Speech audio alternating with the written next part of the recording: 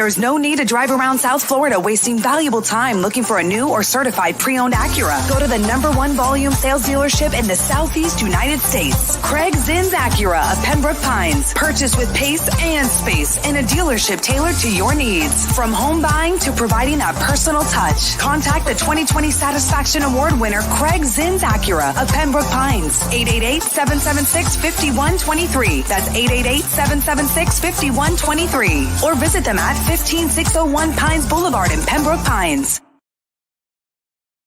With more than 62 years of litigation experience handling insurance disputes, Welton Rayom is committed to resolving even the toughest insurance claims quickly. At Welton Rayom, they don't get paid unless you win. They handle complex personal injury claims caused by the fault of another in both state and federal courts. They handle auto, trucking, motorcycle, slip and fall, and bicycle accidents. Call 954-966-4646. That's 954-966-4646. Welton Rayom can help.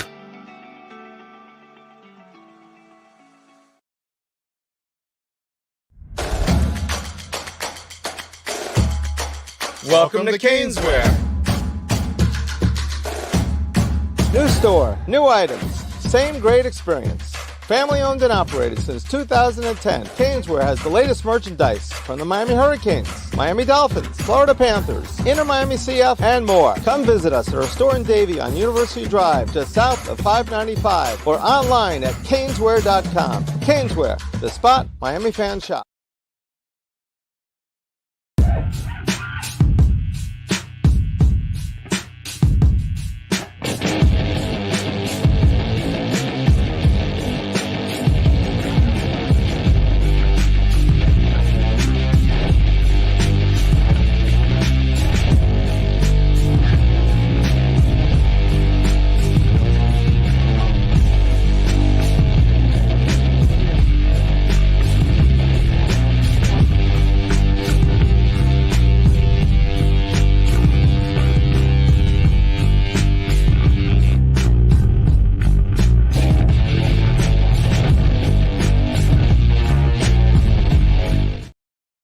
We are live. It is the SummerSlam Reaction Show, the biggest wrestling event of the summer for the WWE. And I thought it delivered. What say you, Mr. Frankie Fresco? It delivered. But man, was I off on my picks, man. Damn, I was really bad. Well, you know what? We'll grab and let's dive into what everybody's kind of already diving into here, which is the main event, and then we'll dive into, I mean, we were not good on our picks at all. I mean, I wasn't. You were. No, but I did not. Here's the thing I will say about this before we dive into everything. I didn't expect the implosion to happen the way it did. I mean, the whole Judgment Day thing, like it was like I still don't understand everything about Vince McMahon, about Triple H's booking. I'm still thinking, I believe, kind of like the way things rolled, and like you would long play it. He didn't long play any of this. It was just Judgment Day today. Bam! Screw it. It's gone. And that's where, and again, we'll talk four new champions crowned tonight. 4 new champions crowned tonight. And while we're here, we got a third person joining us who just dived in. Hopefully he's ready to go because I'm about to bring him on here. So Finn's Sammy will be. Good evening, gentlemen. All right. Wait, where's he at? Where'd he go? I'm here. There we go. Okay. There you go. I had it messed up on my end there. And that was well good. Is the other one not showing up? There we go. Okay. Now we're a little better. Better. We're just getting our beginning thoughts here. This is Finn Sammy, Finn's TV. You can catch him at Finn's Post on X, Twitter, whatever it is. All right. We'll start with Frankie, and then we'll go around the room. Let's just dive into overall thoughts. We won't break anything down yet. Overall thoughts, SummerSlam. Frankie, we got a little bit of yours, then I cut you off, but go ahead. All right. Well, welcome, Finn Sammy. Nice to have you on board, bro. So, what happened at SummerSlam? I mean, it was a really good show. It delivered. I was a little bit disappointing I think something happened at the end, though. Yeah, Jacob Fatu got hurt. Jacob Fatu got hurt, right? Because you could clearly see that he could not get up. I'm not sure what happened or where. It looked like maybe his shin hit the table, the out of the table, and maybe it might just be like a very bad laceration, but he couldn't put any weight. Yeah, that's why he was throwing the chairs around at the end. I think Roman was probably supposed to come in, nail him first, and then take out Solo, but it just played out that way. They all went with it, and I believe. So that was something that I did notice, but you can't. I mean, it's wrestling. It happens. Unfortunately, they still did a really good job bringing in Roman and everything. Overall, not a bad show, man. You had a lot of surprises here and there. Dom, they, like you said, they just went straight out with Judgment Day and screwing everybody over. And I don't know, man. I don't know what to expect. It leaves us with a lot of the urge of seeing what happens on Monday night because of how bad the Judgment Day completely dissolved, man. I don't know. But overall, if I have to give it a grade, I would give it a solid B+. I think a B+ was good. Simple fact because of the fact that obviously the injury kind of hurt it a little bit, but also the simple fact that I was a little bit disappointing with the way they just the CM Punk match wasn't. You called it. I told you exactly what was going to happen. It felt a little bit lackluster at the end, so that's pretty much why I gave it a B+. That was the match I wanted. I'm glad my boy LA Knight, I'm wearing the shirt today, became the USA champion. So congrats to him, absolutely. All right, Finn, Sammy, overall, your thoughts on SummerSlam?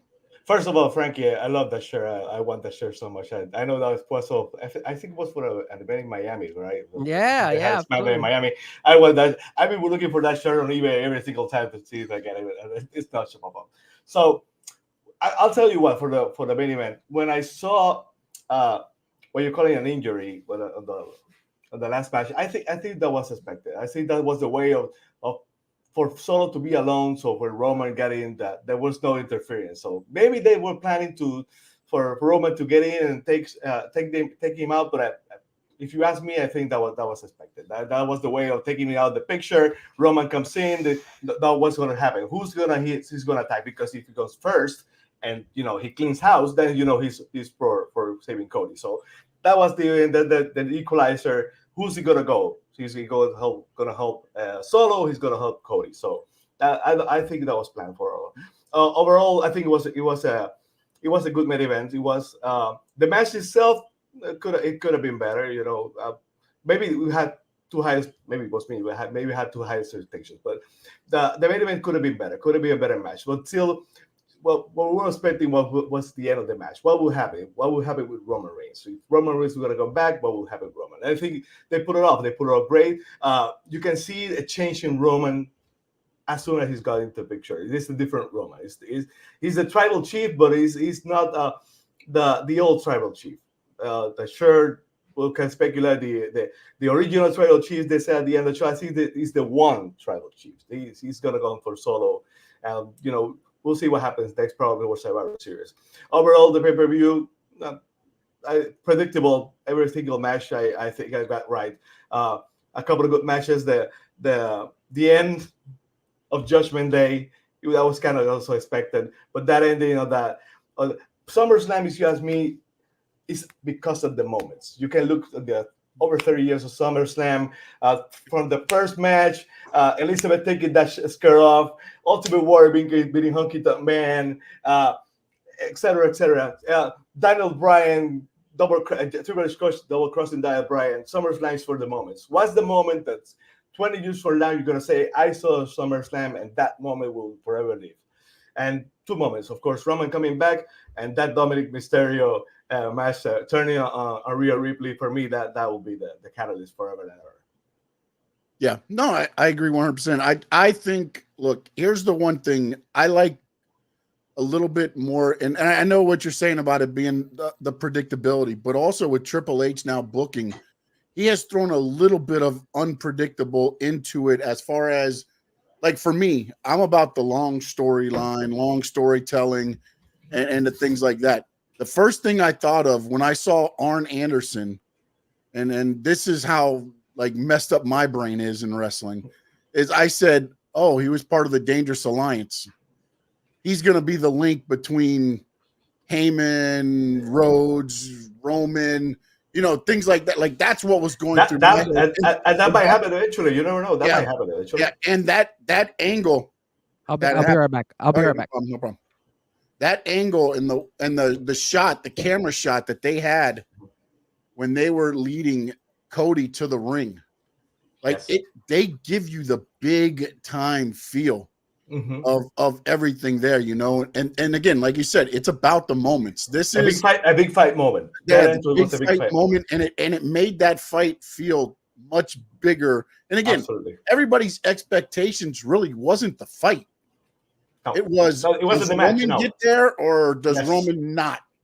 That was kind of like. And then when they did I'll tell you now. We'll dive into each match individually. I agree with you on the. I like the way they worked the Liv Morgan thing out. I love that LA Knight finally captures gold because I felt like he came up short here. Talking about moments that's going to be keep that rolling.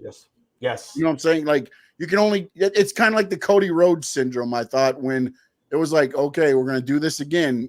He's got to finish the story this time because they're not going to stay around for much longer. And that's how I felt like LA Knight was starting to get, at least for me. I know he's over with the fans. I mean, he'll always be over with the crowd and things like that. But after a while, it's like, okay, you always come up short. And I like the fact that they got him his first title.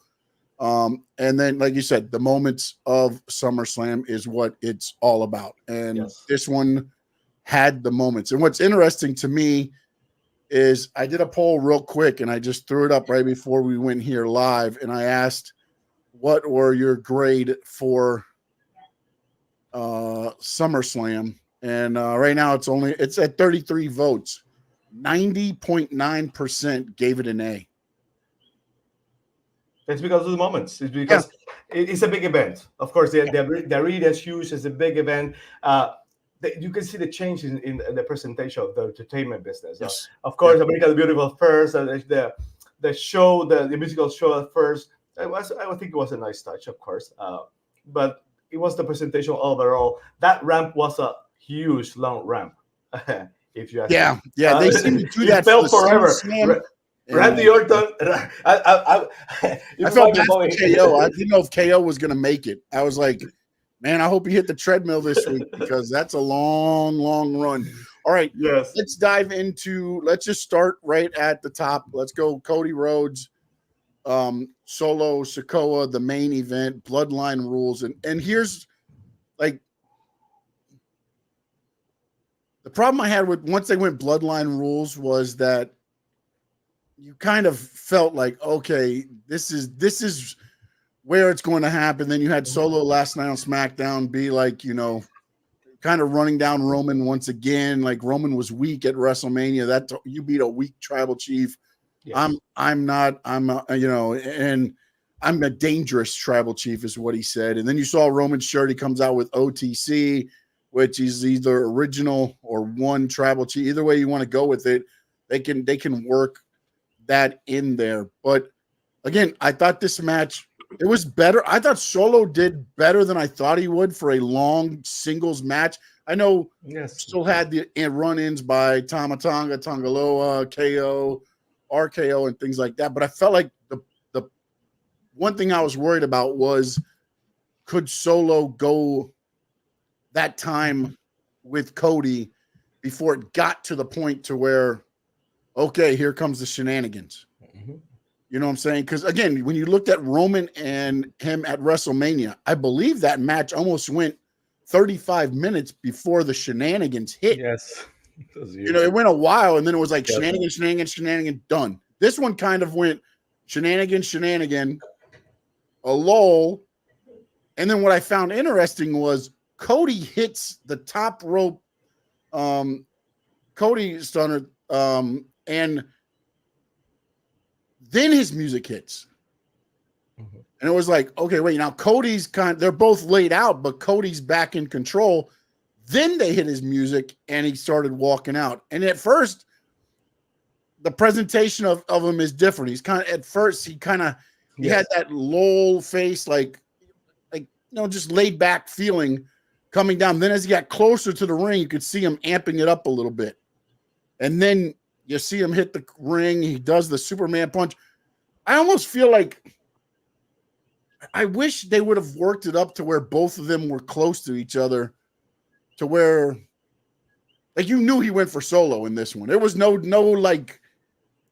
denying who he was there to take out.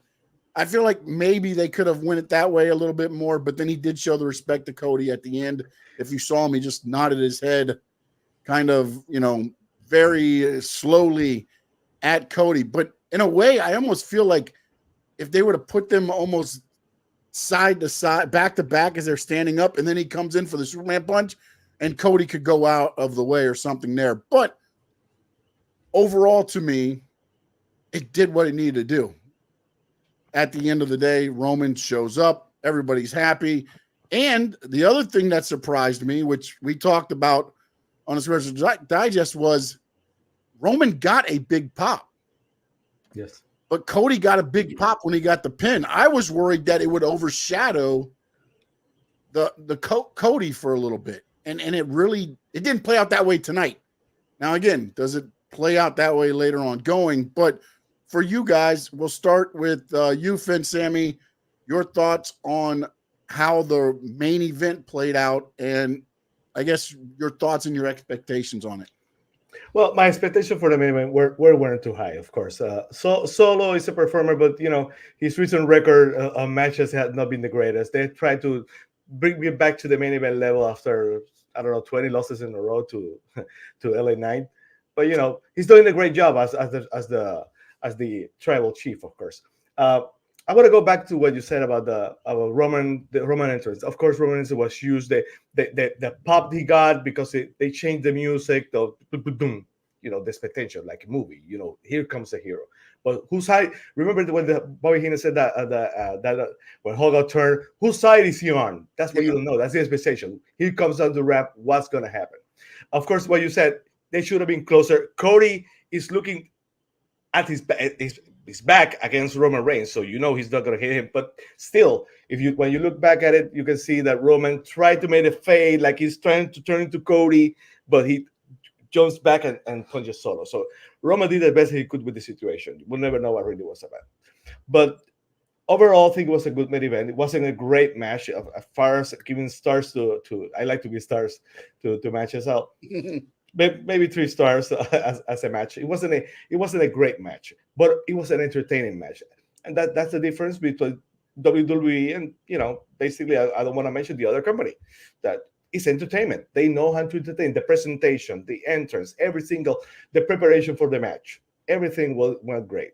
Of course, Roman Reigns versus Cody Rhodes and the popularity, they had done a great job because. That was I was afraid that Cody Reigns would grow stale. I'm a huge fan of the Ultimate Warrior. I'm wearing the shirt today, but I like to compare the kind of things. Ultimate Warrior Championship reign was a stale one because he was under the shadow of Hulk Hogan, and every single challenger they gave him, but was a recycled challenger.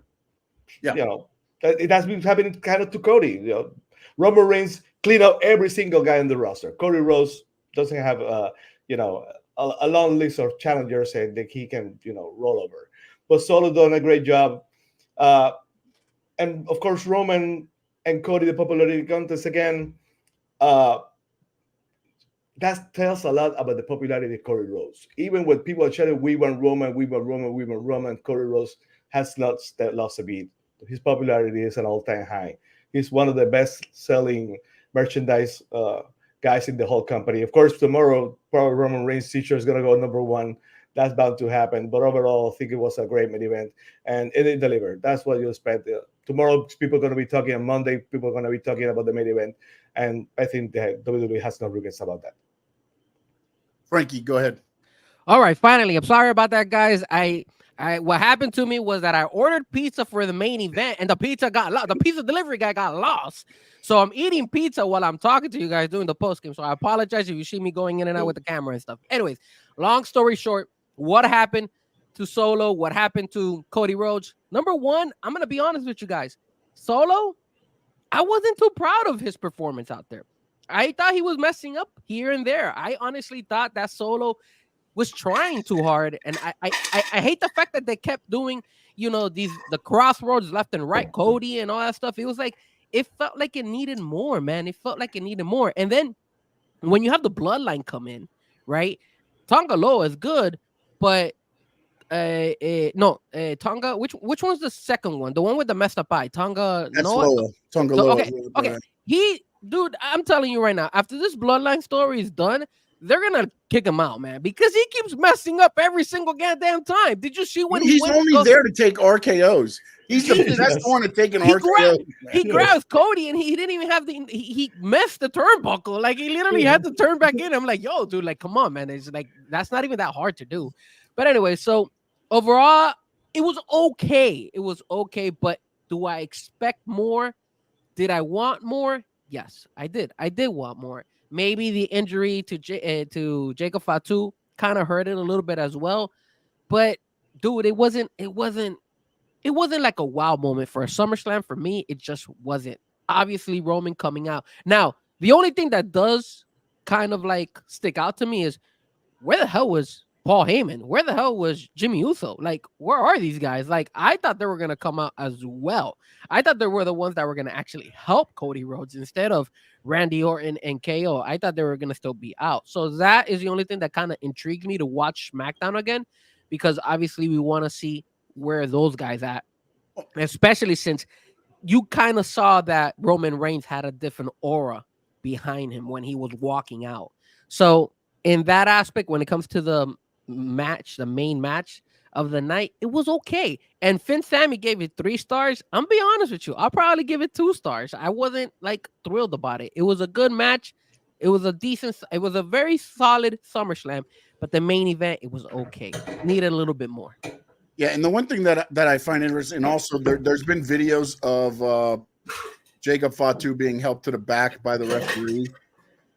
He's putting some weight on the ankle and the thing. So I'm starting to go with your thought process, Finn Sammy, where it was more of a way to make sure, 1, he stays out of the way, and 2, you avoided him interacting now with Roman. Mm-hmm. Now the first interaction you'll get with Roman will be on probably SmackDown, I'm guessing, if Roman's there this week. And I think that's where you'll start seeing maybe Paul Heyman, or maybe this week Roman. I just don't see them laying out Roman. That's the only problem I have, to where I think Jimmy returns this week. Maybe they circle Roman like they're going to attack him, and then Jimmy will come in for the save. Jay did do a podcast where he basically said he's staying over on Raw. He's got his family on Raw. I'm good right now. So I don't know if that's going to lead anywhere. We'll see, because the talk that I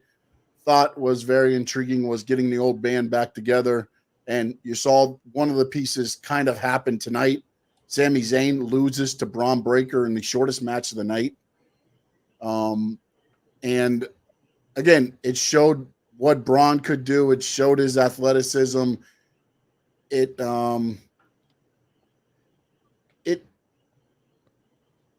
I like that they gave Braun Breaker the title, 1, and 2, Sammy didn't look terrible. Like, he didn't get jobbed out to lose to Braun. So let's dive into this match real quick, and then I want to dive into, actually, let's do the chat real quick, because they're all over the more about the Roman stuff here. So Cap for Life says he's legit hurt, Sean. I don't know. We'll see. But he's walking with 1 referee. Jacob Fatu is a big man. If 1 referee is helping him and he's walking to the back down that long aisle, I can't believe it's a serious injury, because they'll get a chair or something. They're not going to, hey, you got a torn ACL, walk to the back with 1 referee that's 180 pounds holding up this 300-pound Samoan. Like, I don't see that happening if he's really hurt. I'm starting to go along that process to where I honestly thought what he did was, like when you hit your calf or your shin and you get kicked in your shin, you guys probably have played soccer more than I have, but I got to believe when you get kicked in your shin, it's kind of like in football. When you got hit, there's a while where your leg is like, you don't want to put any pressure on your foot. I thought maybe something like that happened. I didn't think he did anything because it was the shin is what hit the front of the table. So if anything, it would have been like a bruised shin or something like that. But he did a great job of selling it. And if he's walking on it, I can't believe it's a serious injury. That's just sense. Remember, they're the tag team champions too. So what's if it's a long-term injury? Oh, it's Tongaloa, buddy. Your boy will stay on the roster because he's got to defend the tag titles now. He'll keep messing up left and right, bro. It's crazy. Or maybe they're gonna use that demolition where you're gonna change it and take the patch off, and the other two defend the titles. Solo can come in. They'll bring in Zilla, Fatu once in a while, whatever we got there. Yes, absolutely. Somebody Karun said, "Who designed the entrance? You need a GPS to find the ring." It's true. It is true there. Let's see. Right, the other actually lost. It was like when it coming down, like we should go. Because it was a level wrong. What's funny is they showed pictures from the I guess the Legend Suite because the Steiners were in there. So when Braun won the title, they kind of showed that, and I'm looking at it going, where do they have them at? I don't even see the entrance ramp. So they must have been like way on the other side. Like I was like, man, you don't even give the Legends a good shot of this thing, man. Like that's pretty bad there. It was kind of like a check mark. All right, like a all right, but let me ask you something because I'm not from Cleveland, so Cleveland rocks, man. That guy who they kept bringing out there, because when they started the show, I loved Triple H. He came out and everything, but then they keep playing that guy. I forgot his name already. Jelly Roll. He's a country artist. No, I understand that. I'm not a huge country person, but he's not Cleveland. He's Nashville. But he was the artist that did the soundtrack for SummerSlam. The Liar song was. Dude, they were riding high on that guy, dude. Like they put him at the beginning. Then they had the little segment with R-Truth and The Miz. I was like, yeah, and the people in Cleveland kind of didn't get a pop either. Like you didn't hear them get all excited about it. Well, the crowd was mild. The crowd was mild the whole show. The crowd was very, very mild. Right at the middle of the show, they started getting better, but the crowd was very, very mild, very mid. And talking about your role, you are the country, the Rock and Roll Hall of Fame. Yeah, and you're doing country act. I didn't get that. And you had Machine Gun Kelly also there with Logan Paul. Wow, doesn't it make sense that if you're in Cleveland, you would have somebody from Cleveland there as well? You had the Rock and Roll Express. Robert Gibson and Ricky Morton was there with at least R-Truth thought they were there. But at least R-Truth thought they were. That's the I love R-Truth. That was funny. That seems the best. No Doubt said the match with Cody and Solo felt like we were just killing time until the end. Yeah, and honestly, I think that's what a lot of the expectations of that match was. That's why, look, to be honest with you, Solo could have went out there and had the match of his career. Nobody would remember. Nobody would know. Because all that it was once the music hit and the blue light said head of the table, everything else was forgotten. Now let me ask you this. Do you think that WWE made a mistake by saying Roman Reigns' name consistently leading up to SummerSlam? It should have been a surprise.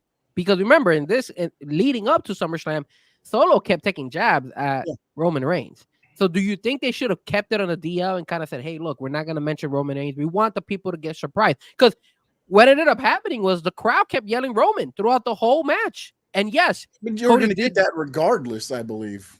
Not if you keep selling. But I remember, we all knew it from the top of our lungs that, hey, Roman was going to eventually come out. He was taking jabs at Roman. So it's obvious that he's coming out, but if he would have not mentioned his name, I don't think you get the crowd yelling Roman every single time like they did tonight. And even though you said that they did yell for Cody when he won, I mean, I'm not gonna lie to you, man. I'm not saying they yelled for him. What I'm saying though is they at least acknowledged the 3 count. It was 1, 2, 3, and they popped up that he won. I was worried that everything would be focused to Roman. Wasn't he? Technically was. No, because what Roman did, and respect to him, was he did his thing, left the ring, and then went down to where the check mark started. So the camera was there to where he could see the thing, like the ring, but he was out far enough to where Cody could still have the ring presence. Now, of course, all eyes are probably on Roman there, but at least you're giving him the respect of, you know, that there. The fans are going to choose regardless. And honestly, you know what's interesting to me is this. I was thinking, okay, they do the Bloodline Civil War and it goes for a little while. I don't think that's the case. I think Especially Roman after the comes back Judgment Day? in. I think Roman comes right back in, beats down on Solo, and takes back what's his. And everybody falls back in line. That's the problem. That's going to be the thing, because like just I don't feel that Solo, I think this was Solo's test tonight, and I don't know that he passed it with flying colors. But let me ask you this. I think what they should have done is Roman should have gone, nailed probably Solo, and then Cody should have stood up and confronted him face to face, and they just look at each other, and then Roman Reigns walks out. Why? Because that brings an intrigue. You don't know at the end of the day, is it that he's helping Cody? Is it that he's just upset at Solo for talking all the crap and him trying to be the head of the table and all that stuff? So it leaves you kind of like, hey, why did Roman show up? Was it to help Cody, or was it to go ahead and just teach Solo a lesson? I think that would have probably made it more intriguing, and you get that face-to-face between Roman and Cody one more time. Because remember, at the end of the day, dude, it's like, that's what the people want, man. People want to see Roman against Cody again. Also, you don't feed it. That's, to me, that's the other company. You would have got everything right there in that match. So why tune into TV on SmackDown? He came in, he did what you wanted him to do, and he left. He didn't acknowledge Cody until he got to the apron. And if you're paying attention, he looked at him and he just kind of nodded a little bit, and then he pointed to his shirt. The camera was going back toward the ring, but he points to his shirt. And that is where, again, I believe that was, to me, more telling than if Roman and Cody got face to face right there at that moment. You take away, because now he did nothing with Cody. He almost didn't really acknowledge him when he was in the ring. He did his thing to Solo, looked at Cody, stepped through the ring ropes, and left. That's it. What I got from that was, it's like Roman looking at Cody and said, giving him respect. It's his time, his respect. He's the champ, but I'll deal with you later. So right now I have other things to deal with. And of course, what I expect, the long storytelling. I expect Survivor Series to continue the story. I expect Survivor Series to be Solo Sikoa still saying he's the tribal chief, and the new bloodline, or the new blood, but probably is going to call them the new blood. And Roman has to find a way to find his own team to take back the bloodline. He's gonna Jay saying he's on the SmackDown, and that's behind him. He's probably gonna have to go to Raw and try to find a way to convince Jay to join the back source again. And Jimmy Uso, everybody, like, who's gonna be the fourth member? Because of course the new blood has 4 members. So is it gonna be Cody? Is it gonna be Sami Zayn? They're gonna find someone else. But I expect the long storytelling. And of course you had the Rock looming in the back. He's probably the one who's behind Solo. So again, we might have that story going all the way to SummerSlam. I would not be surprised if the end of Royal Rumble. I would not be surprised if the Royal Rumble is The Rock versus Cody for the WWE Undisputed Championship, and Rock going over and having Roman versus Rock at WrestleMania. So many things can happen basically nowadays. But the long storytelling, I think, is here to stay. I think they're doing the layers, and it's gonna keep going. Let me see here. Hold on. I'm sorry. I'm trying to get through the chat. I had the wrong mouse. No Doubt says I'm in need of my Paul Heyman fix. And I agree with you. I didn't know. I thought the big reveal was honestly going to be Paul Heyman walking out and being like, ladies and gentlemen, my name is Paul Heyman, and kind of the action stopping. That was what I was hoping. And instead it was kind of the new music, or I think they just took off the intro from his music there. Let's see here. I thought Go ahead. I thought what was gonna happen was Roman, the song was gonna hit, and then Roman, you know how he stood there for like a second, and then I think he would have turned around, and then that's when you see Paul Heyman walk from behind as well, knowing that hey, Paul Heyman brought him as well. That's what I thought they were gonna do because I didn't think it was gonna. I didn't see Paul Heyman yelling or talking out loud to the crowd. I doubt it on the live event. So that's kind of like the idea that I had, but they didn't even bring Paul Heyman, bro. So it's kind of it leaves you kind of like in the air with where's Paul Heyman, you know? Maybe they'll bring him back on SmackDown. Yes. Maybe they'll hold off. Yeah, sorry, I'm looking at some other pictures of the. Oh shit! Sorry, I'm just looking at a picture. Well, while you're doing that, let me ask you this: Vince, what did you think about Gunther versus Damian Priest and Gunther winning the belt, man? What you think about that? First, the match. It was a completely different match from what I was expecting. That kickboxing scene, Damian Priest, the new layer of wrestling. To be perfectly honest, I did not expect that at all. It was a very tough physical match, of course. I expected Gunther to be over. I expected Finn Balor. When I saw that they turned on Rhea Ripley, you know they were going to turn on Damian Priest also. That was expected. How they were going to do it, that was.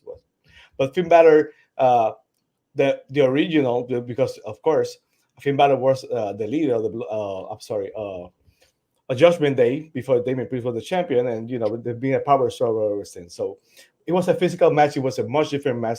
Of course, Gunther is going to probably be World Heavyweight Champion until WrestleMania because I don't think he's going to lose at Clash of the Castle.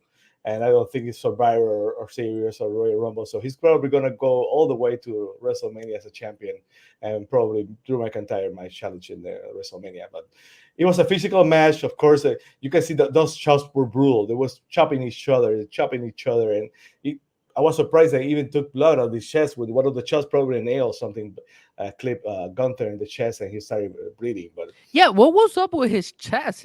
Before the fight even started, he was all like marked up. What was that all about? But I think that was for the match with Finn Balor. I think they was doing some chops with Finn Balor. He will probably prove from that match also. Gotcha. Makes sense. Yeah, it doesn't look that bad. That injury. He just. That's his leg. It's going the opposite way. Holy crap. Now I'm looking at you're absolutely right. Wow. My so, bad. Again, for a while. I'm just throwing out the pictures that are there. He was helped to the back and he put movement on there. But looking at that picture, I had to bring it on real quick because I wanted everybody to kind of see it. That doesn't look good. I'll just say that. Not going to say it's serious, but it doesn't look. Can you zoom in a little bit more on the leg? No, I don't think I can. You can? Oh, okay. I thought you could zoom in a little bit more. Okay. It does look like he broke something, but that's why when I first shot it, I was like, it doesn't look that bad. But now that I'm looking at it, it does look like it's out of place. But it gets blurry as you. So there it goes that way and that way. Yeah, I mean it's. I knew something was wrong because there and then now I don't know. Like he was yelling, but I mean look. Props to him, man. He definitely sold it while he was on the ground. Like he was like finish him, and he was throwing chairs. He was doing whatever he could do, and you could tell that Solo looked at him and was like, "Oh crap, this guy's hurt. Let me improvise." So you could tell that they both improvised at the heat of the moment. So, but going back, no word on any injuries. Just showing you pictures that are coming out from different areas. So go ahead. Sorry. Now, so as far as Damian Priest and Gunther, so is Gunther ready to be a champion? I mean, I think WWE did a phenomenal job when it comes to selling us because me and Sean actually picked Damian Priest to win. So we actually thought that was going to be the lead up and he was going to be able to, defend it and run it back at the next pay-per-view at the Bash at Berlin. But I mean, at the end of the day, we forgot that he's the ring general and he hasn't lost in quite some time besides the Zami loss. He won Queen of the Ring, King of the Ring. So he had a lot of things going for him. I kind of underestimated him because I really thought that they were pushing Damian. But again, man, I'm just surprised at how the Judgment Day just completely got dissolved. Like, That was my big thing from That's a this shock. is how quickly Triple H said, "Okay, you guys have run your course. We're breaking it up and we're blowing it up." Not even like, okay, Dom does this week and we tease it for a little bit and then we turn the no. It was Dom, it was Finn. The only two that are going to still be there now will be basically Damian and Rhea, because wherever Finn is, JD's going to be. So that's all there. Now the interesting part will be, are they a group? Meaning Dominic, Finn, and JD. Do they stay together with Liv and hey, become a new group? don't forget Carlitos, bro. Don't forget Carlitos out there. Carlito will be wherever the PS5 is. That's all right. Yes. Of course, Rhea Ripley and Damian Priest, they're gonna be that they're probably gonna do now that Wonder Twins gimmick. Of course, they're gonna be a different entity, a power couple or a best friends power couple, and of course, the Judgment Day is probably gonna go on. I don't know if who might add later to the group. Carlito is gonna go between who's kind of going to be on. Rhea Ripley every single time said he didn't want Carlito in Judgment Day. Yeah. Damian Priest didn't want it on Judgment Day. Everybody had a reason to kick the both the hell out. So I'm not surprised that happened. If you're going for two storytelling, that probably would have been what happened in real life. But of course, Finn Balor had a multi-year extension in WWE. So I'm not surprised they're gonna give him a bigger role, and probably with Damian Priest probably gonna do a lot of money. I'll give you my thoughts on what I really happy to think things might be going with Judgment Day when we discuss the Rhea Ripley versus Liv Morgan match. But the twin dynamic between Rhea Ripley and Damian Priest, they're probably going to do that. I expect to be pretty successful to really go over. Yeah, and then also on the Gunther part, I think Gunther's ready for it. The problem is, I don't think the fans are ready for it. Gunther is a different animal than everybody else. Gunther's not the guy that's out there to entertain. He is a wrestler, and he entertains by the chops, by the one-liners. Those are his things. Question is going to be are the fans ready to accept him as a champion? I mean, my question, the interesting point. Chad actually said something that would be interesting. What happens if Gunther joins forces with Finn and JD, and they some of the Judgment Day starts forming forces with Gunther? That would be maybe different, and maybe it'll help Gunther as well. Because, like you said, he's all about wrestling. They need to get away from I felt like they were starting to get too many like everybody's a faction nowadays. It feels like you start getting together and it's like, oh, this is it's a whole group of people. Like, yeah, LWO, you had the Judgment Day for a minute. You got Legado del Fantasma. You've got, the Last Testament or the Final Testament. You've got, there's just like back in the day, there was only like a few, you had the Horsemen and then everybody was against the Horsemen, it just feels like now it's like, and then I didn't even talk about the Bloodline. I mean, the Bloodline's the obvious one where, it just feels like at some point it needs to get away from as much of, I guess, the cliquey stuff and start getting back to where, yeah, you can have associates, you can have a friends and things like that, but like everybody doesn't have to be a group. Just because you guys hang out, you don't have to be a group. I mean, think about it. The Clique was a group outside of wrestling. But inside of wrestling, I mean, yeah, two of them formed DX, two of them went over and formed NWO. They never really formed a group per se, all four of them together, and then if you look at what is not MSK, BSK, The Undertaker, you had Undertaker, Yokozuna, the God, you had all these guys that were not outside the group. Fantastic. Inside, they worked with each other to make each other better. The Godfather, all those. Even Gunther had Imperium, so even he had a faction. So yeah. Gunther, I expect Gunther to go over. I think Gunther is you think about it, Gunther is probably the last true heel in the business right now, because every single person want to be funny and the heel, but be funny. Gunther's gonna play over as an arrogant champion, heel. So I expect Gunther to go really good over. He's gonna be not there's not gonna be a lot of fans supporting Gunther. So yeah, as a true heel, he's probably gonna go over. I think he's gonna do very well as champion. I think it's going to depend on how they build up the people that fight him. Mm-hmm. That's going to be the interesting thing too, because at first, and I'll go back to where at WrestleMania, I thought Cody got a slow start. I thought Damian got a slow start. They sped up and it built up to make them legit. But at the beginning, and I felt the other person that really since WrestleMania kind of stayed in position is the match I want to talk about next, Bayley and Nia. I feel like Bayley never took off from when she won the title with any momentum to take on anybody. And I honestly thought tonight was going to be Bayley sneaking by Nia Jax beating the crap out of her, leaving her laying, and Tiffany cashing in to win the title. Instead, it was Nia Jax. Tiffany comes out like she's going to cash in, and then Nia Jax wins it. And I know you said, you kind of had all the matches picked. I just thought that with as bad of a run as Bayley had, this was the match where you could have changed that a little bit, or at least pointed the trajectory up. And instead, they made the match. It was a pretty good match, I thought. And then in the end, Nia Jax wins it, which to me now is going to start her trajectory up. And where does that leave Bayley? I mean, I kind of figured that Tiffany wasn't going to cash in the briefcase because she got given the briefcase on SmackDown. It looked really nice for her, pink and all that stuff. They even put it like if she has a purse. So I was like, okay, they're going to keep her with the briefcase for a minute. And they're going to sell a lot of briefcases, pink briefcases. They're going to sell a lot of those. Absolutely. And then when it comes to Nia and Bayley, I mean, Nia Jax she was the queen of the ring. I mean, if you kind of look at it, they both won. The king and the queen won.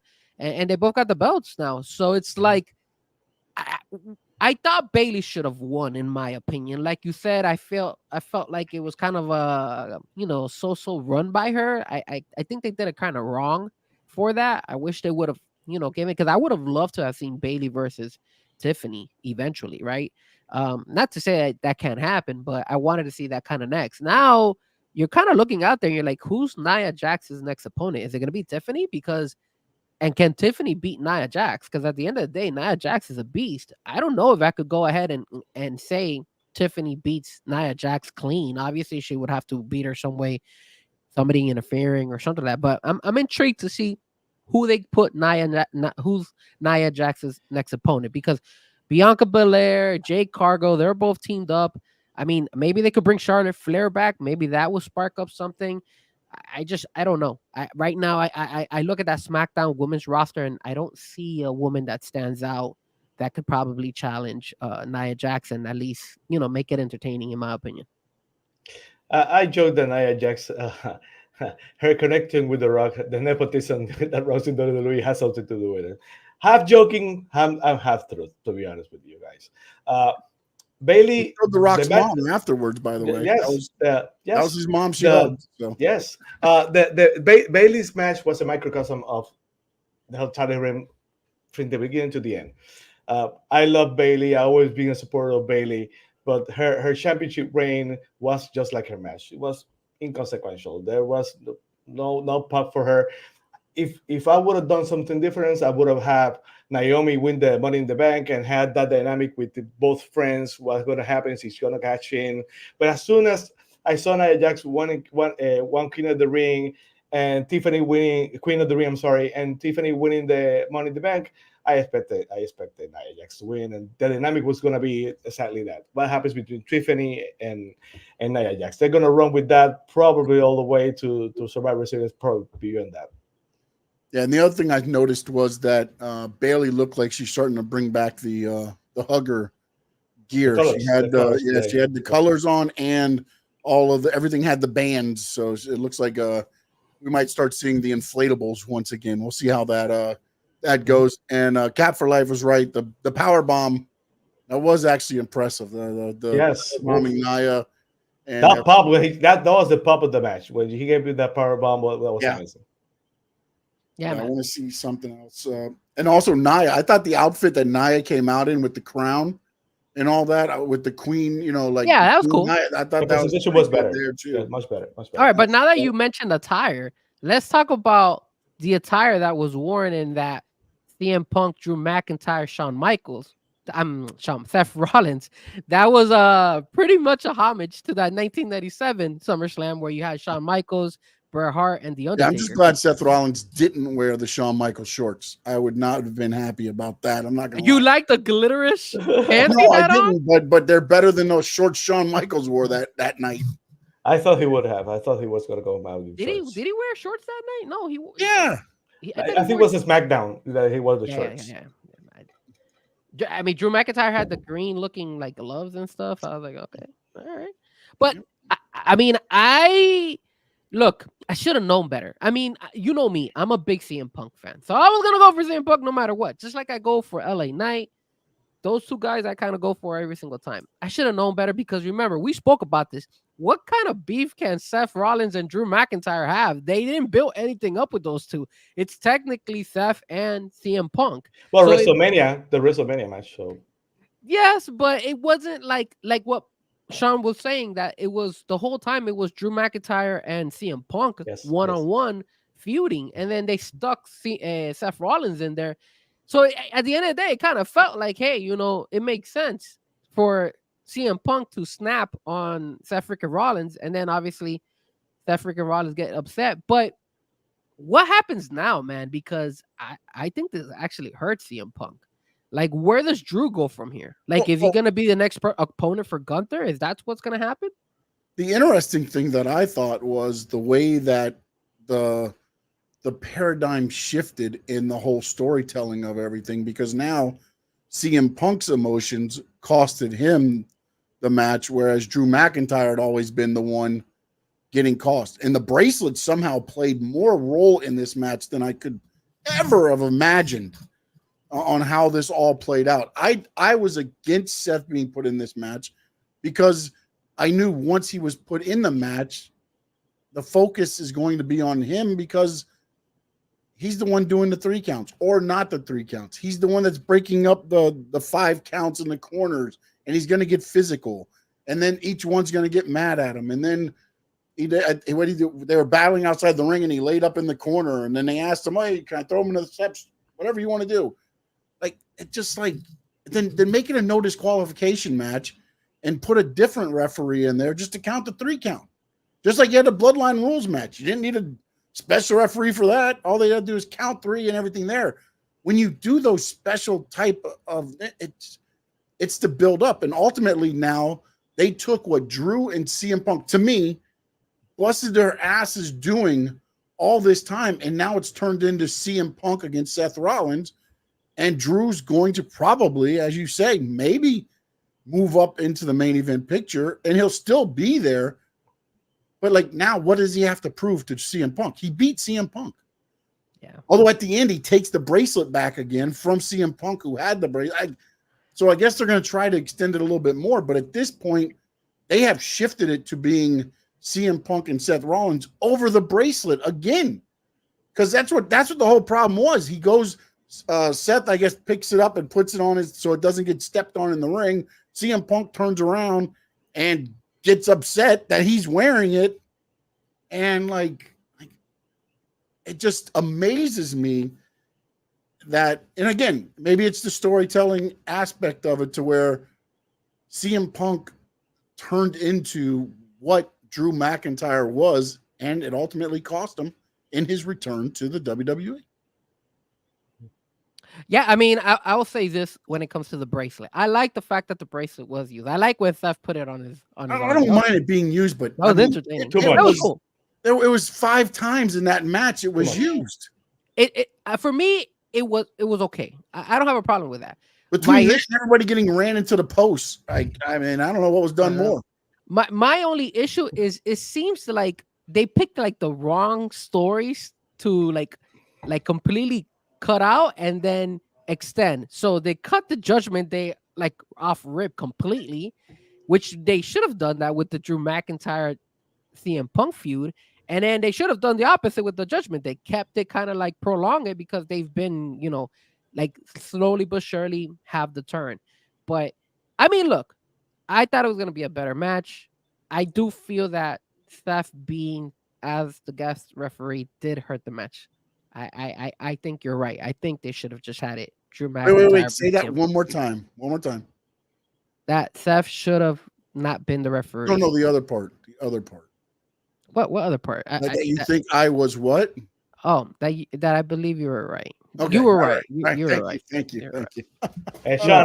Sean, if I may. No, go ahead.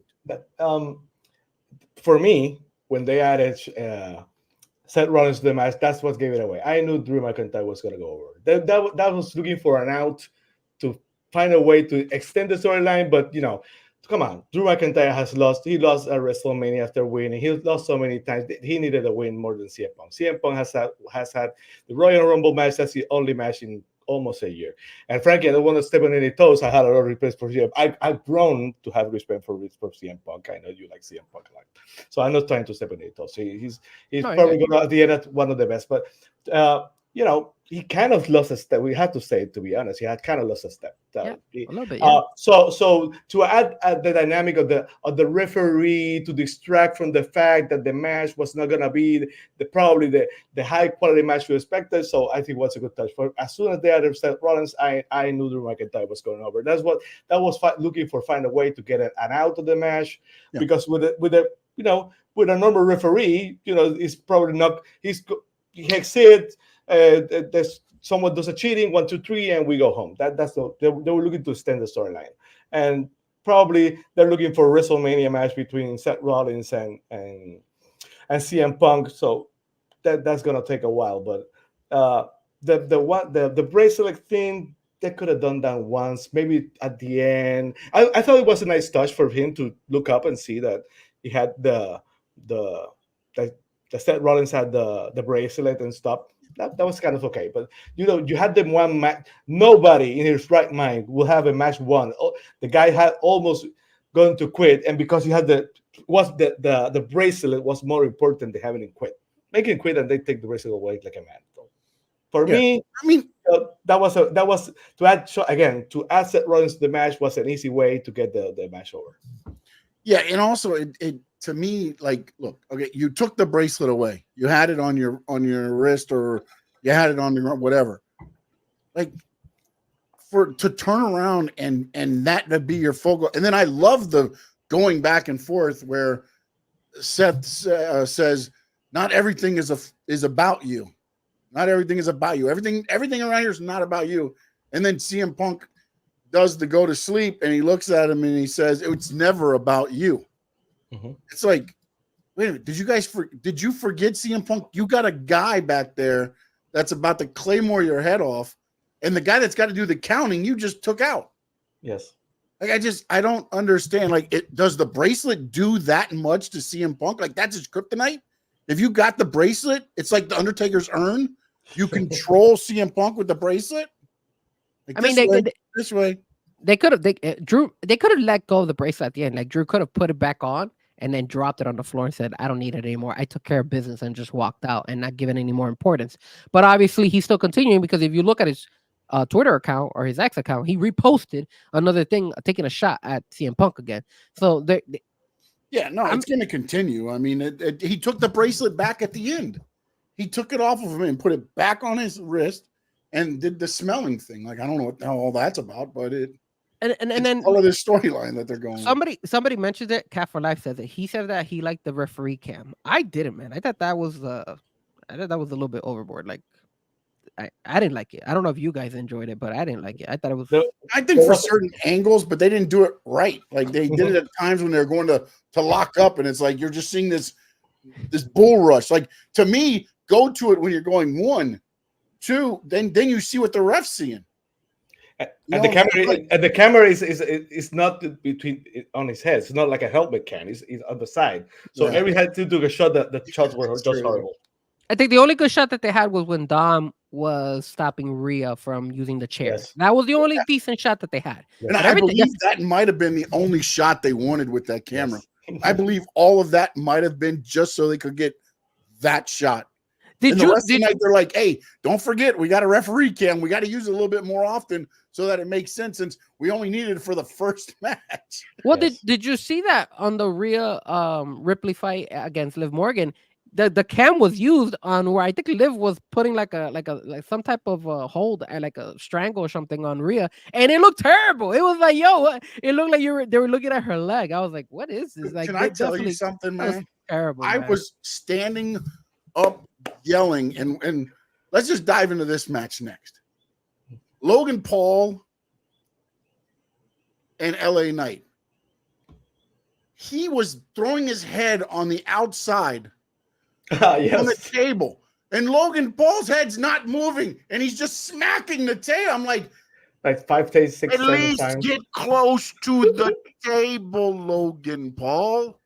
And you know He what? hit it with the head every single Yeah, time. the worst part about it is he is freaking head and shoulders so athletic and has caught on to this business so good. It's a natural. He's just a natural. Yes, but then he still does little stupid things. And it's like, oh God, I was just like, God, he's got it so well. And then he goes out and does that. And I'm just like, oh man. But I was so happy LA Knight won. I did like the way this time though they used MGK, the brass knucks, wearing them on his neck as part of his necklace. The only thing I didn't like was, so he gets hit with the brass knucks, and as soon as he comes in, he hits him with the PMD. Like, I didn't get the whole, like, were they not brass knucks? Were they brass knucks? Did they not? Like, I just felt like there was. It was a jab. It wasn't a huge swing. Because it was a jab, it's a tap. That's why they did not came out. Oh, is that what they That's tried? why. Okay, all right, I That's missed the replay when They should have made. They trying should to have made sell that. that. They should have made that fight a street fight, bro. Because they incorporated the Prime vehicle in the back. So I would have loved to have seen them fight on top of that Prime vehicle. At the same time, LA Knight. I mean, I'm not gonna lie. I like Logan Paul's like the way he speaks, because like on Friday when he was talking, he was like, "Oh, what are you, DJ Khaled?" When he was saying another one after the whole And he silence. does a lot of So the he's pop clever. references. He's gotten better at he used to be very robotic. Like every time somebody would say something, he's like, "Oh, so your mother," or whatever. You're like, he was always trying to talk to everybody in the crowd. Now he's gotten better, and he's picked up on that aspect of it. He's become so entertaining as a heel. And my thought was this when I picked this match was that, and you kind of brought it up, I believe, Frankie, is I think he's going to be Cody's next opponent. That's why he lost the U.S. title.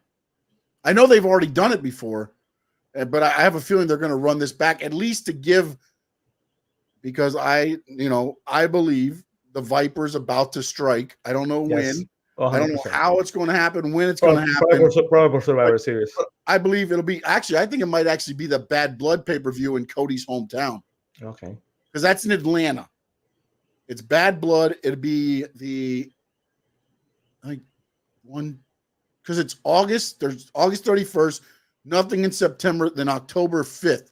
So you would have Bash at the Berlin, and then the whole month to build up to Bad Blood to take on Cody, and then you feed at Bash at Berlin Logan Paul, because they'll have a decent match, and then that could be where you make the turn at the end of Bash at Berlin, or not at the end, but after that match, Orton could hit the RKO.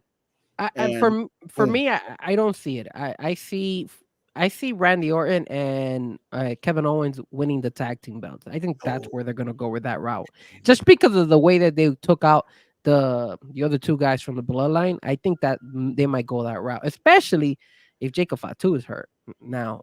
It doesn't look like it's. I mean, I'm looking at the notes here, and it doesn't look like it's going to be. Again, I'm trying to wait to get word from somebody that actually is there and can talk about it, but so far, nothing yet. I expect the Bloodline to keep the tag team champions for a while. That with now Roman back to have the tag team champions is make the New Blood the legitimate. Because if they don't have tag team champions, what's all except Joseph Poser? But with the tag team champions on the new bloodline, the new blood, that basically makes them the legion. But he is a poser. Right. That's why So- Roman Reigns Yes, he came is. back. Yes, Triple he H. is. But that's why I think they're gonna give the tag team championships, because that basically gives us some respect to have the tag team championships. All right, so Triple H said on Jacob Fatu, he got a little bit banged up. I'll see where that nets out. Hopefully nothing serious. It was bugging him a bit. We'll see where he is. So I don't know if that sounds like one of those things where it shouldn't be that bad, and they're out for 6 to 8 weeks or months or whatever it's going to be. I mean, again, you This look at also the hurts. picture and you look at the different things. I mean, Jacob Fatu does a lot of stuff. Again, the springboard pop-up, moonsault, a lot of the stuff he does, if he does have a bad ankle, shin, ACL, MCL, it's going to limit him. So ultimately, I mean, we'll see where it goes. We'll see what happens there.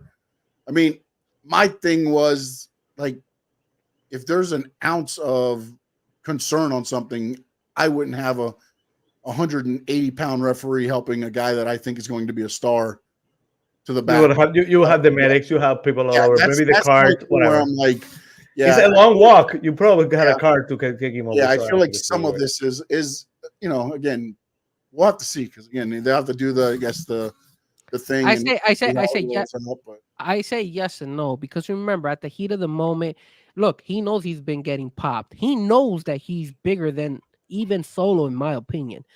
And he knows that if he shows some type of weakness where, hey, medical has to come and pick him up, he might have just delayed his outcoming of him showing out of the bloodline. I think that's why, even though he's hurt, he probably wants to walk it off to kind of deviate and tell guys, hey, no, I'm okay. I honestly feel that he's going to be out for a while.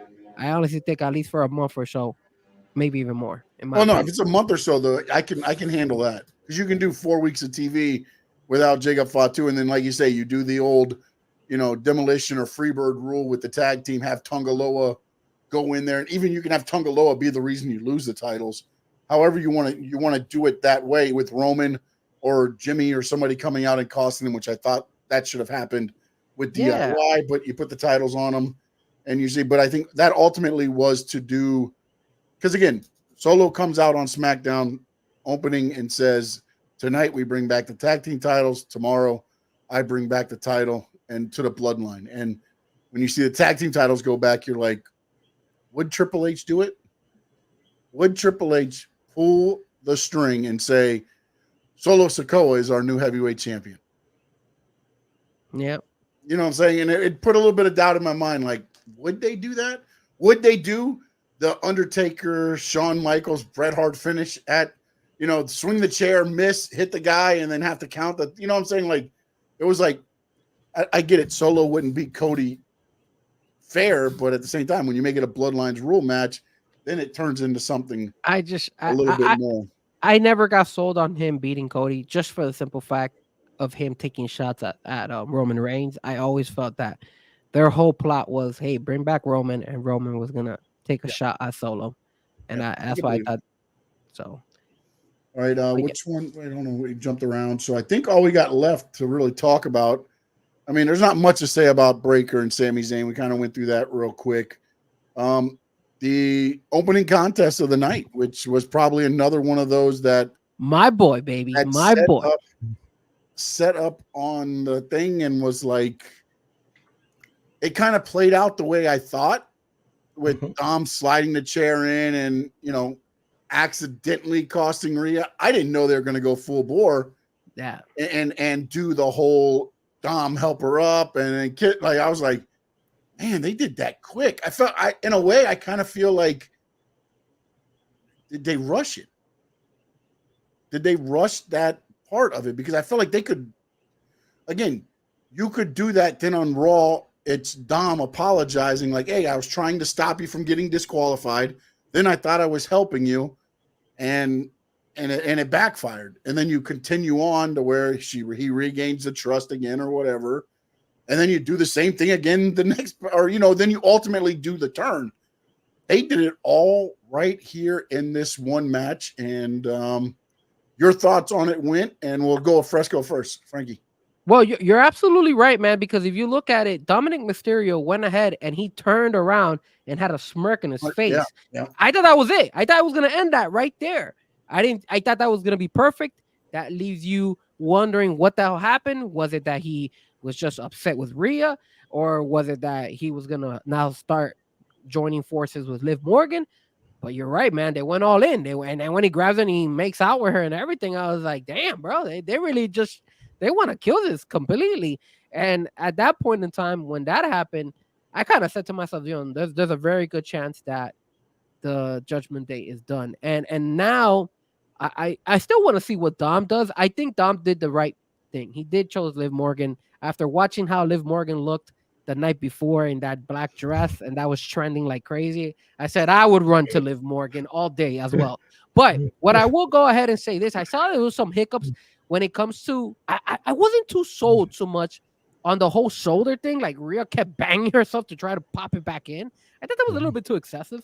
And then the same thing, she was having wardrobe problems. I kept seeing her like her wardrobe was. I actually text message Sean. I was like, Sean, you see his wardrobe issues? And I don't know, man. It kind of felt like they were trying to hard. I don't think they had to go all out with, hey, she has a shoulder issue and she has to pop it back in, and then she kept popping it in throughout the match. I thought that was a little bit excessive, but at the end of the day, we called it. We all figured that Dom was gonna turn on her. I just didn't think it was gonna happen so like instantaneously. Where hey, that's it, we're done. And like it was black and now it's going to white, or if it's white and now it's going to black. That's it. There's nothing in the middle. It's not gray at all. No gray.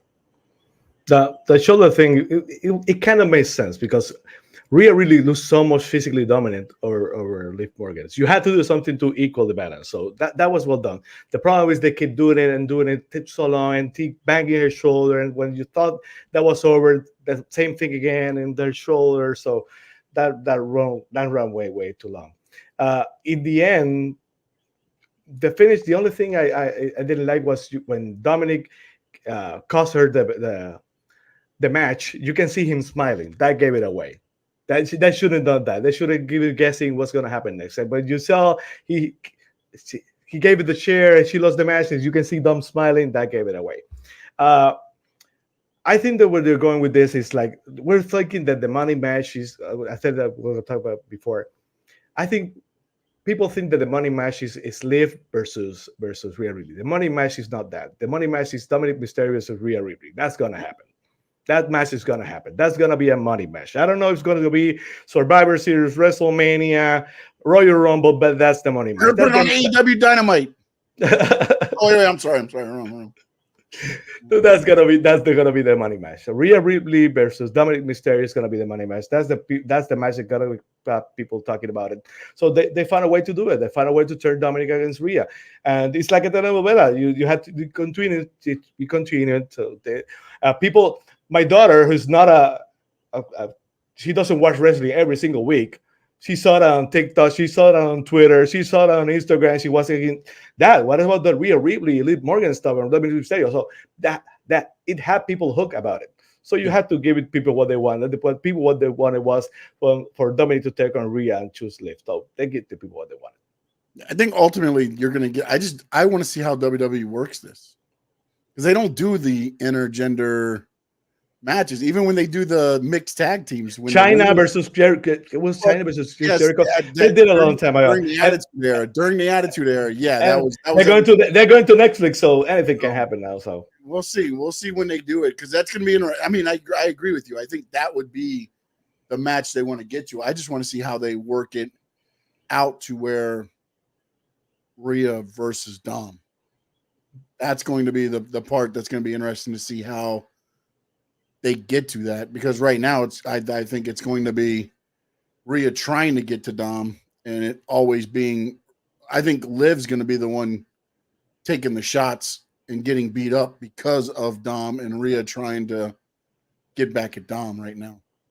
Well, we actually saw the kind of intergender match between China and Eddie Guerrero, and we actually at one point in time we kind of compared this whole relationship to the Eddie Guerrero China relationship. So I think Vince Sammy's correct. I think that's what's going to end up happening. It's going to be Dom versus Rhea Ripley, and that's what the people want to watch because that's kind of the same route that they took with China and Eddie Guerrero. Yeah, back no, in the but day. also that was a whole different era, though. That was when, and again, if you look at like on the independent scene, that's a big time matches, or a lot of the intergender matches.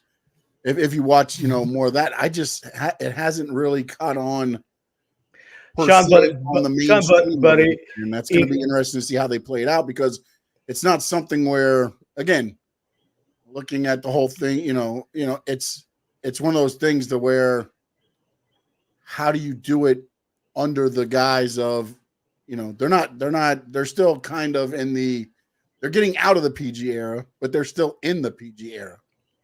Yeah, but Sean, but you had to remember that there was a Royal Rumble, but Nia Jax got into a Royal Rumble. He got an RKO. I think Dolph Ziggler hit her. So it's happened in recent years, because that RKO, Nia Jax for Randy Orton. Yeah, you'll have those moments, but you're talking about a one-on-one match. Like that's.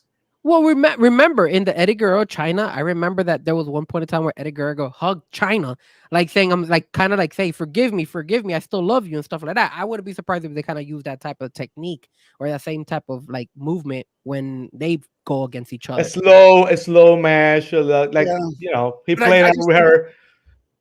At this point, like I don't know. And it would probably be. I don't know how slow you can take it, because Rhea.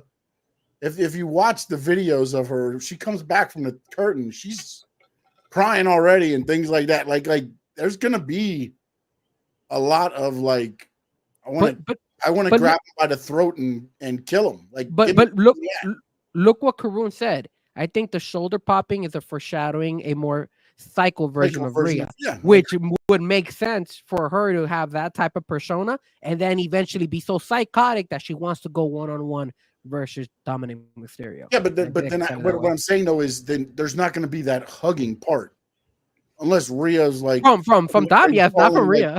Like no, but I mean, like that whole Eddie China thing was like China was down, feeling down, and Eddie was taking advantage of that at that time, and then China popped out of it. You know what I'm saying? But like Rhea's, they haven't played that down. That's why I thought it was going to be more slow played, to where it looks like you start figuring out that, oh, Rhea's not playing Dom's playing Rhea.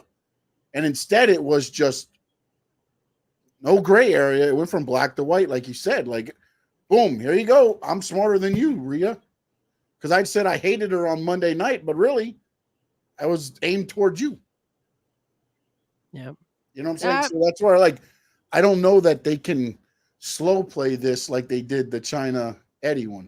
Look at Cop for Life makes a good point. A hurt woman is a powerful woman. Yeah, you don't want to mess with a woman. Oh no, yeah, I know. If I wouldn't want to be Dominic right now, there's hell no. I get the reward was Liv Morgan, but hi, buddy, listen here. No. I don't know if the reward was worth it. And we're living in different times. They're gonna give Rhea she's gonna be China. She's not gonna be a broken woman crying over Eddie. We're living in different times. You got a strong, powerful woman who's gonna go for revenge for what happened. So it's completely different story. And then also, I guess Citizen said it earlier, but we had talked about it on Tuesday. Is this opens up also for the other part of it of Jey Uso and Rhea Ripley against Dom and Liv. Now Dom starts becoming, You know what I thought was funny, because I was sitting here, I was watching the pay-per-view with my daughter, and I was like, could you imagine if Damian Priest wins tonight? Again, of course he didn't, of course. So, and then on Monday, because everybody's gonna be fired up on Monday because of what Dom did. Damian, they had 2 segments where Damian was looking for him, nobody could find him. So now comes the Raw, and Damian goes, I want to fight you one-on-one tonight, and Dom says, put the belt on the line. And then Liv costs Damian the belt, and Dom is your champion? No, I don't think they would go that far, though. I don't think they would have gone that far. I think it would have been beautiful, man. But it would have been good. That would have been a David Arquette moment if you did that. I don't think they would have done that. Whoa. Do not insult Dominic Mysterio that way, sir. You can get the title off of Dom real quick. I mean, how dare you going to do is sneeze real quick, and he'll tap. Dominic Mysterio is one of the best heels in WWE right now. But again, that's to put it as WWE champion, world champion. It's not his time. I like Dominic. I don't think there's a heel get more heat right now than Dominic Mysterio, and basically that's what you want. He's great. He's great at what he does. WWE, that's what he'd be. The David And I'm a fan of Dominic Mysterio, but right now as the world champion, there's no chance. Yeah. Now, besides obviously Rhea and Jay versus Dom and Liv, where do they go with Liv again when it comes to the championship belt? Do you think they'll run it back eventually with Rhea Ripley? Oh no, definitely. Yeah. Because I think ultimately what you're going to get somehow, some way, I don't know how they're going to be able to do this 100%, is I feel like Rhea's going to want Dominic Mysterio. And Liv's going to be, if you can beat me, then you'll get your match with Dominic. And it'll play out that way. But we'll see. I mean, again, there's so many ways, but also the Raw side, I don't think they're hurting that bad for challengers for Liv. Whereas, but Rhea's still going to be in the picture. I don't think you're going to lose Rhea in that picture because you still have Becky, you still have You should resign?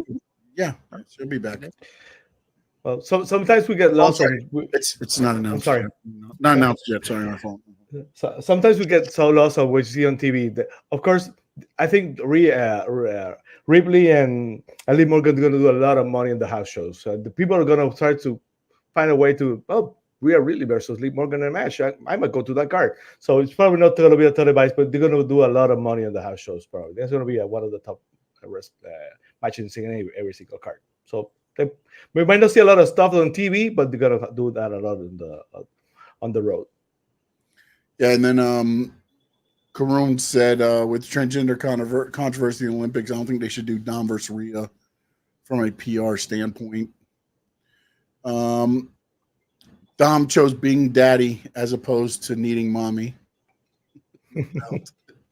I like it. Let's see here. No Doubt asked, do you think Roman builds a team or acts alone? He's gonna have to build a team. He got to be that's the next layer. How he builds the team. Yeah, it's gonna be interesting to see if it goes back to what. Let's just throw it out right now. Do you think he gets the old band back together, or do you think it's a new band put together? Frankie, for who, the Bloodline? For Roman? For Roman's side, yeah. Well, I was gonna ask you guys, what do you think we should foresee happening on SmackDown? I think they're not gonna form the bloodline, his bloodline, back eventually. I think it's gonna slowly progress, but yes, I do feel they are eventually gonna come back together. I think it starts with Paul Heyman, and once Paul Heyman is by his side, then that's when he'll bring in Jimmy, and then Jay comes on board and all that stuff. So I think eventually you will get the old bloodline, and I wouldn't be surprised if they bring Zammy as well. Especially after he lost to Braun Breaker. I think basically Paul Heyman is the one who has to regroup the bloodline. He's gonna be the one who's regrouped, because if you go to Survivor Series and it's War Games and you have the new bloodline against Roman Reigns, Cody Rhodes, Kevin Owens, and Randy Orton, that doesn't make any sense. That's Team AEW right there. Let's just throw 5 guys together and make it happen. But if you have 3 months to find a way for Paul Heyman and Roman Reigns to rebuild the bloodline, recruit Jay and Jimmy Uso, and find that either Sami Zayn or whoever they find the way to be. Sami Zayn had a lot of fun. That was a great angle on inside the bloodline. So bringing the band back together, especially a Survivor Series with that history between them, that would be great. And then also you do it at Survivor Series. Most of the pay-per-views are kind of super shows. So you can have Raw and SmackDown on the same, you know what I'm saying? So now it doesn't make a thing where all of a sudden Jay's got to go to SmackDown now. We've got to do a trade and all this stupid stuff to make it happen.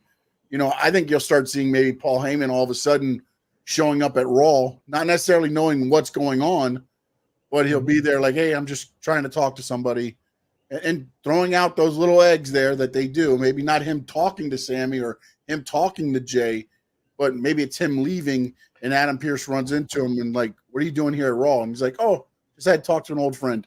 And he gets in the car and he drives away, or me and Frankie's favorite thing, it's the cell phone.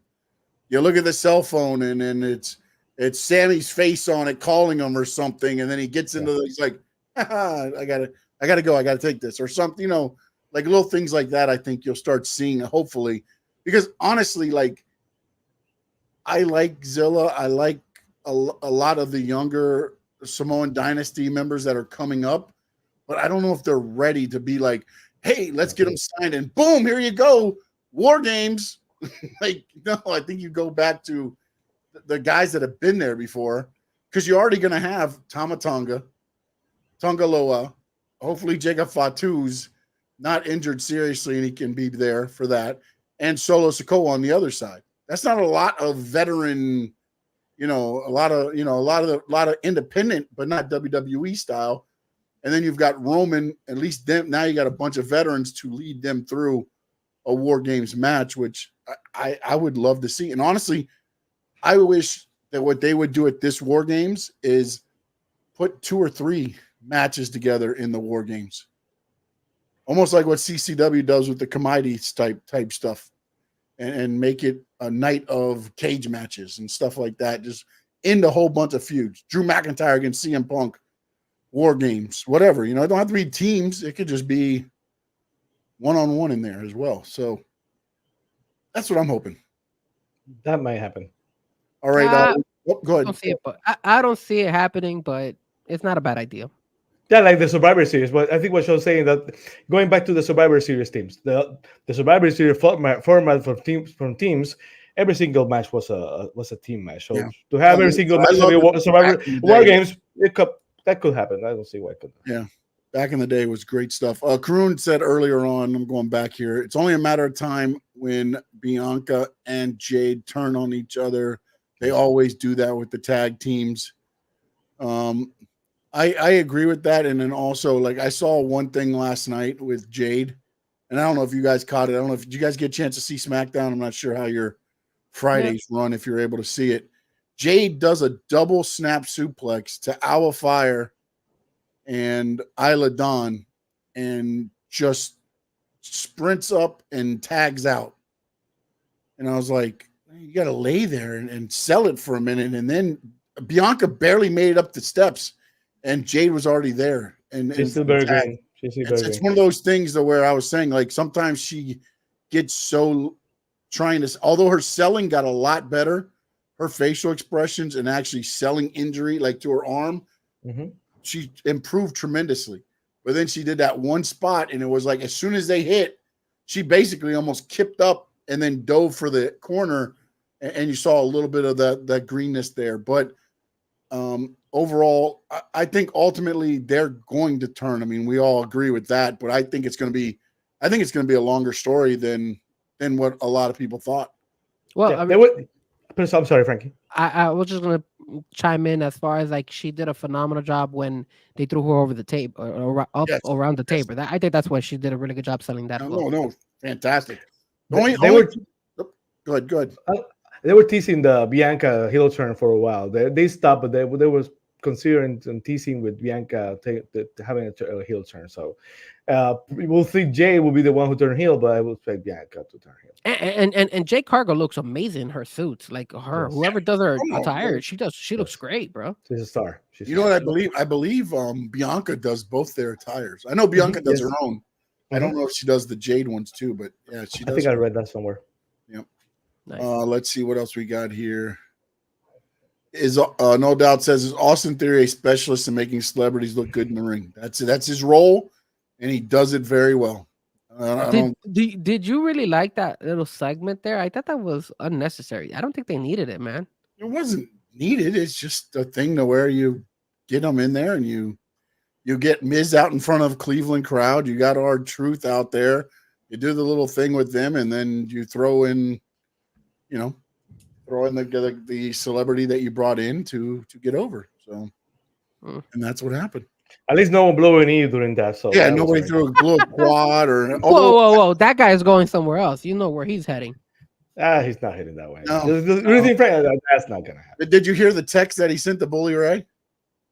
No, what he the said. statement. Yeah, he sent Bully Ray a text and was like, "Yeah, you just go listen to it." Let's see. Frankie, that could be a whole show on it, because that people that they're gonna tease that for the next couple of months. That you guys can do shows on that for weeks and weeks and weeks. If I'm Tony Khan and I'm at AEW, man, I start throwing a $sign up every once in a while on the board. Yeah, but it's funny how they said that WWE was a Harvey Weinstein of wrestling, and now he was Shane McMahon. That's kind of interesting, don't you think? Well, he's not Vince McMahon. Shane McMahon Ah, is different. it's the McMahon family. You know, that whole family is I rotten. guarantee he doesn't use the McMahon name. He'll be Shane O'Mac or something. So. Shane O'Mac and cheese. But let me tell you something real quick. We'll talk about this real quick here. If AEW does that right, it could be a money thing, but I don't believe that they could get it right. I don't believe they could get it right, man. Because I remember this. This is a vivid memory I have. The last Nitro. I'll always remember the segment that they ran. Shane McMahon comes to the ring. He gets in the ring, and he says to his dad, "Yes, Dad, the contracts have been signed." And the last name on the contract is McMahon. But they say Shane McMahon. You know what I'm saying? Like, I was just like, yo, could you imagine? And then, knock on wood, Bobby Lashley's contract is up. Ricochet's contract is up. You got other guys that are, MVP, Shelton Benjamin, et cetera, et cetera, et cetera. Yeah, you've got those guys. You could make your own little crew to go over there with and run that, that way and be like, But Sean, they already have a storyline that works. I don't watch AEW regularly, but I think they do some good stuff. But they have the story already that works. Right? That story with Okada. Wait. You did say you don't watch it that much, so you think I don't watch it that much, but I follow wresting everything. I don't see the 2 hours of show, but I see the tweets. I follow it, so I know about the stuff. But I see they already have an angle. That angle with the Young Bucks and Okada, and you put Mercedes money on that, and Shane McMahon is the one behind them. That would make a lot of sense. That what do they call it? And Shane McMahon is the one behind them. That would make a lot of sense. Buddy. That makes too much sense. That's the problem. It makes too much sense, so they won't do it. The storyline that they have going on. The problem is it sounds too WWE-ish. That's the problem. And not only that, they already have a storyline, bro. Didn't you hear MJF and Britt Baker, baby? That storyline is on right now. Come on, guys. Man. I think Britt Baker's like, I'm gonna see him punk my ass out of here. I'm gonna call so much so they fire me. Probably take Adam Cole with you. Go back to the NXT or something. Oh my goodness, man. Yeah, no. So it's that will be interesting to see if any of that plays out. Hold on, I'm going back through here. I think we got pretty much a lot of the chats already. And I know Josh is saying that somebody on Reddit is saying it's not a legit injury and he's fine. Until I hear it from WWE, I'm not going to believe any or any of the other, like, those guys are not talking to anybody. Nobody's sitting there feeding information to a guy on Reddit that's feeding out the information right now. Unless I haven't seen anything from Sean's Rap or Busted Open Radio, nothing on that matter. That's where I kind of go for mine. And then especially, Triple H says we're going to wait and see. I got to believe they probably schedule him for MRIs or whatever tomorrow, and they'll go from there. Let's see. Does Tiffany cash in on Liv? I don't know that she can. I think they're trying to keep those more along the SmackDown and Raw. I think she could. They don't really, think she will. That's kind of a gray area because I don't think they really say you have to cash in on the Raw champion. It's kind of I just thought of that they're going to cash in on the champion on their brand. If you can cash in on the U.S. Championship, you can cash in on the brand. Yeah. But if the U.S. Championship's on Raw and you're on Raw, I've never seen one to where it's, like if, for instance, Tiffany, like that instance right there, Tiffany's on SmackDown, Liv is the champion on Raw.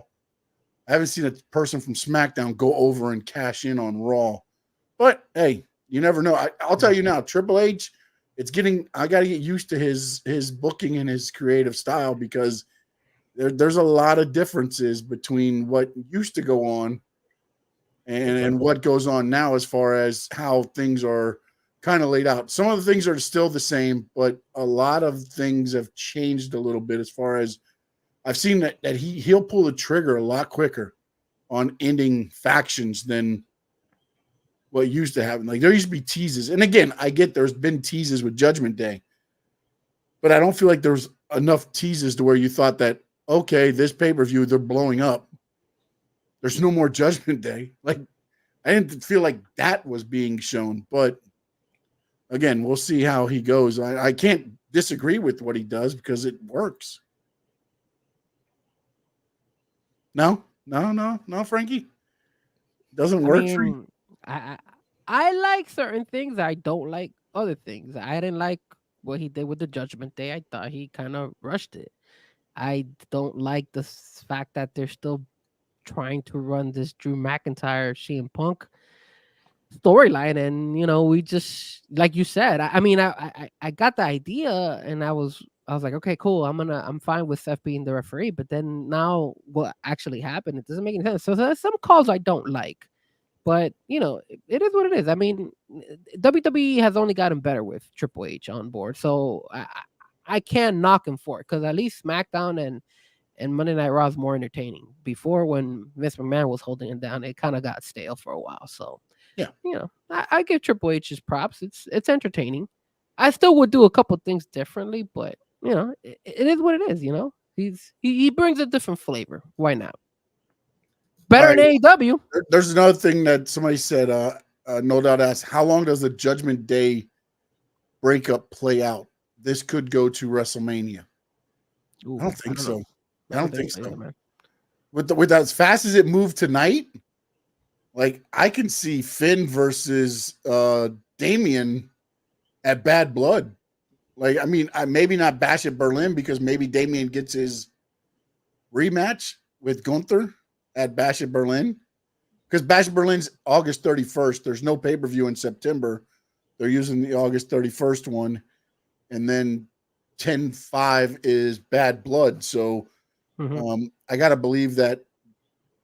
But I don't know. I mean, the way Damian went after Finn Balor, like he gets out of the move and goes to choke Finn Balor on the apron before Gunther is able to catch him with the powerbomb and stuff. Like, I just feel like that's not going to wait. Like it's done. That breakup is done. Now, could you play out a match? I mean, I don't think so, because the Rhea Dom thing's going to play out one way or the other, whether it's using Liv and then maybe you add Jay or however you're going to do it. That's going to play out rather quickly.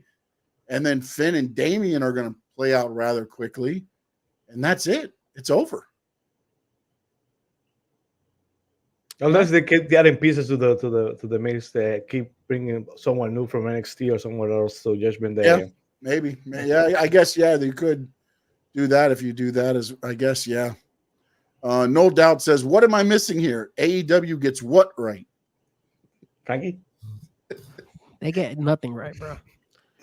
That's why what you said about, hey, I only watch it a couple of times. I don't watch it like consistently. I can understand why. Look at their ratings. Their ratings, they can't even hit a mill. So we can have a long conversation on AEW and so some of the things they could have done, but some. I'll say this since you tease me on AEW, where the best wrestle when they wrestle, because they have the biggest roster in the history of the sport, and you don't see many of them wrestling any single day. So whatever that is. Interesting. That would be a very good conversation to have. Maybe we should bring him on board for one of these shows on Tuesday. Oh, definitely, we will. We will, definitely. I reached out to him to see if he wanted to come on tonight, but Cat for Life, you said it's true. They took a picture of both of them in a conference room together. Yes. He was Shane and Sammy. Is that what they're saying? Yeah. Okay. Yeah. Well, Zilla was in Cleveland. Zilla was there for this weekend's events, and he was taking pictures all over the place and everything there. So I think Zilla he was seated one of the rows. I think ultimately, look, Zilla's gonna get signed. My thing is, you don't sign him and throw him into the feud that they got going right now. Like, Jacob Fatu to me was the one that was ready. Tama Tonga's okay. He's done stuff in Japan. I didn't understand the Tongaloa one. And then Hikuleo hasn't come out yet. So that guy is huge. yeah, I mean he's big, he's huge. So we'll see where And you really have an enforcer on the bloodline. I don't know where they're going with that. So Yeah, what Karoon said is true. I exactly thought the same thing. As soon as I saw him turn him into the ropes, and I thought, I like the fact that they put it on the big screen, Yeah. and Damian Priest was like, "Oh crap, that's what happened." Yeah. So yeah, no, I knew that and then I did. You know what I did love though too was the way Finn Balor just stared down in disgust, looking at him, like as he was getting put to sleep. He was just staring at him and doing just the look of like, I'm so happy for this. And then somebody posted online as this was happening, forgot it was like a year ago, Money in the Bank. Remember, Finn Balor was versing Seth Rollins. Damian Priest cost him that match because he came out to cash in a briefcase on the side, and Finn Balor looked over at him. Then when he jumped off, he missed and took a stomp, and it was over. So again, long there's storytelling. a lot of stuff that's going to be told out on this going forward, and we'll see where it goes. Finn, Sammy, let them know where they can reach you at, man. Well, you can find me on X at Fins Post and Fins TV on Tuesdays during the season at 8 p.m. at YouTube and X. All right. Frankie Fresco, let them know. you guys know me, Frankie Frasco, always Tuesdays with Sean, 7 p.m. Squared Circle Digest, and then of course on Wednesdays we have the Let Me Talk to You podcast where we talk about sports. You guys can follow me at Frankie Fresco channel, and then if you want to follow me on social media, it's obviously Fresco Music right there on the bottom. Subscribe and hit that like.